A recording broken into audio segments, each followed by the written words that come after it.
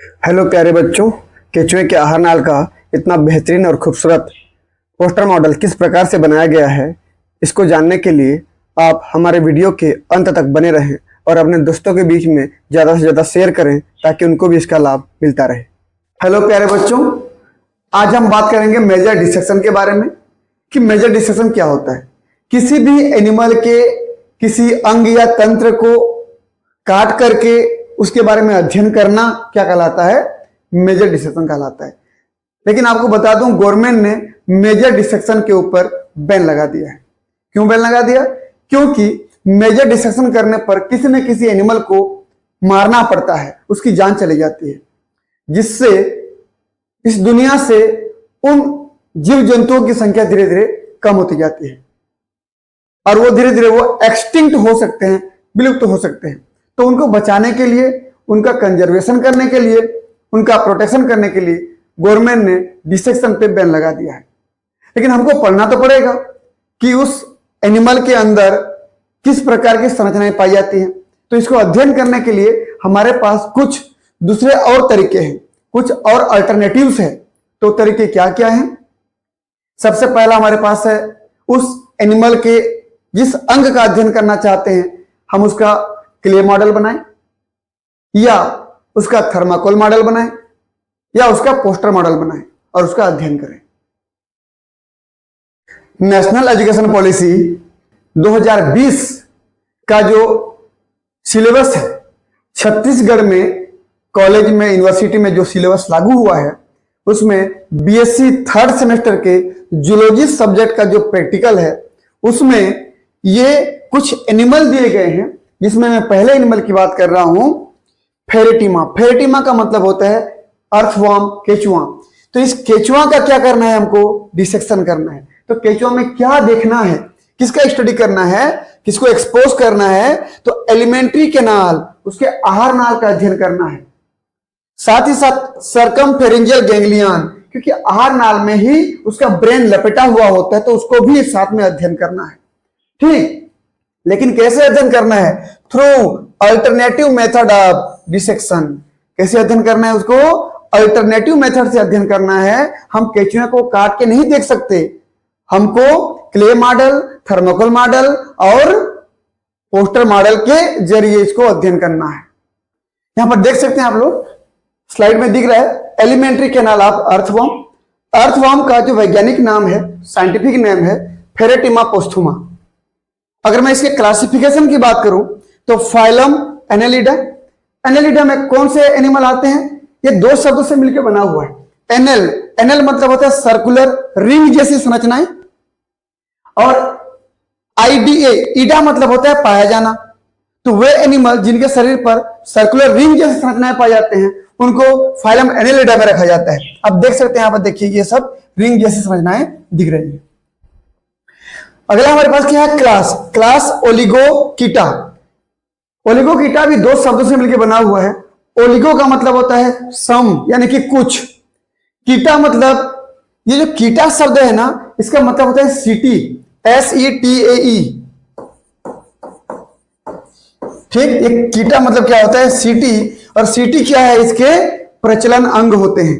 क्या होते हैं? इसके प्रचलन अंग होते हैं, जिसकी वजह से ये केचुआ रेंग पाता है। और यहां पर ओलिगो का मतलब क्या हो गया? कुछ।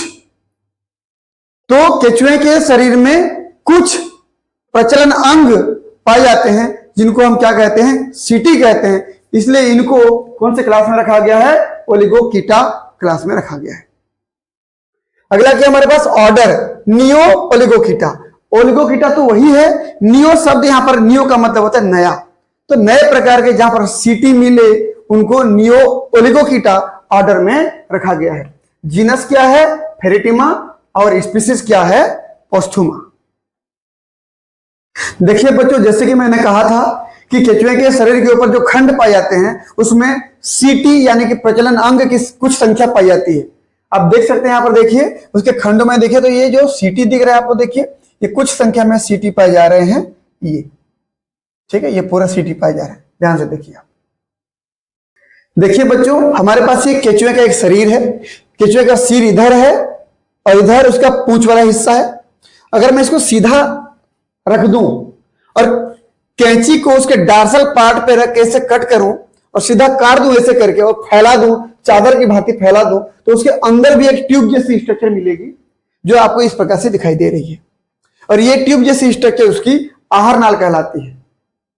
केचुए का शरीर जो दिख रहा है खंडों से मिलकर बना हुआ है, तो कम से कम उसमें 120 खंड तो पाए जाते हैं, लेकिन जैसे जैसे उसकी उम्र बढ़ती जाती है ये खंडों की संख्या भी बढ़ती जाती है और लगभग 150 खंड तक भी पाया जा सकता है।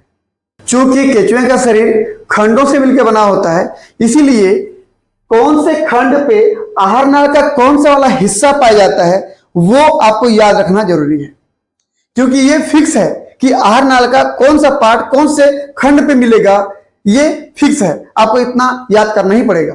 तो चलिए देखते हैं आहार नाल में क्या क्या पार्ट है। सबसे पहले है, सबसे आगे की तरफ एंटीरियर पार्ट पर माउथ है, ये पहले खंड पे पाई जाती है। उसके बाद दूसरे नंबर खंड पे बकल चैम्बर पाई जाती है, बकल चैम्बर को बकल कैविटी के नाम से भी जानते हैं। तीसरे और चौथे नंबर खंड पे उसकी फेरिंग्स पाई जाती है।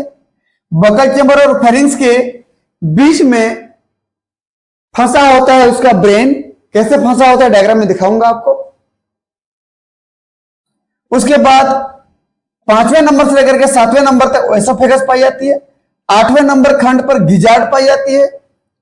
जो गिजार्ड होता है बहुत इंपॉर्टेंट स्ट्रक्चर होता है, वो लिए गए भोज्य पदार्थों को पीसने का काम करता है, पेस्ट बनाता है। उसके बाद 9वें नंबर खंड से लेकर के 14वें नंबर खंड तक स्टमक पाई जाती है। 15वें नंबर खंड से लेकर के शरीर के आखिरी भाग तक पूरा इंटेस्टाइन पाया जाता है। लेकिन अगर मैं इसके इंटेस्टाइन के ऊपरी पार्ट को ऐसे कट करके थोड़ा खोल दूं तो मुझे अंदर एक फोल्ड मिलेगा डार्सल पार्ट पर। उस फोल्ड को बोलते हो टिफ्लोसोल, और टिफ्लोसोल बीच वाले एरिया में मिलता है, इसलिए इसको बोलते हैं टिफ्लोसोलर रीजन। लेकिन उसके पहले वाले को प्री टिफ्लोसोलर रीजन के नाम से जानते हैं। और वो कहां से कहां तक होगा? खंड नंबर 15 से लेकर के खंड नंबर 26 तक जो इंटेस्टाइन का पार्ट है वो क्या कहलाता है? Pre typhlosole. 15वें नंबर से 26वें नंबर खंड तक पाई जाती है। आखिरी के जो 25 खंड होते हैं ना, आखिरी के 25 खंड वो पोस्ट टिफ्लोसोलर रीजन कहलाते हैं। और बीच में 27वां नंबर से लेकर के आखिरी के 25 को छोड़ दीजिए, वहां तक जितना होते हैं वो सब क्या कहलाते हैं? टिफ्लोसोलर रीजन कहलाते हैं। इसी इंटेस्टाइन के ऊपर में डॉर्सल ब्लड वेसल्स पाई जाती हैं और डॉर्सल ब्लड वेसल के अगल बगल में लिम्फ ग्लैंड पाई जाती हैं। क्या पाई जाती हैं? लिम्फ ग्लैंड पाई जाती हैं। तो इस प्रकार ये इसके आहार नाल के हिस्से हैं। लेकिन 26वें नंबर खंड में दो उभारें निकली होती हैं जो कि 26वें निकल करके 25वें और 24वें तक फैली होती हैं दोनों तरफ। इसको बोलते हैं इंटेस्टाइनल सिकम। और ये क्या काम करता है? ये इंटेस्टाइन में इंटेस्टाइनल जूस निकालता है। इंटेस्टाइनल जूस में क्या होता है? डाइजेस्टिव एंजाइम, और खासकर कौन सा एंजाइम होता है कहने पर एमाइलेज एंजाइम पाई जाती है। ऐसा नहीं कि केवल एमाइलेज होता है, एमाइलेज के अलावा भी पाए जाते हैं, लेकिन जो इंपॉर्टेंट एंजाइम होता है वो एमाइलेज होता है। तो हमको इस पूरे स्ट्रक्चर को अलग अलग मॉडल में प्रदर्शित करना है। जैसे कि मैं बोला था कि दूसरे नंबर खंड पर बकल चैम्बर पाई जाती है जिसको हम बकल कैविटी भी कहते हैं, और तीसरे चौथे नंबर भाग पर फेरिंग्स पाई जाती है, और इन दोनों के बीच में उसका ब्रेन पाया जाता है।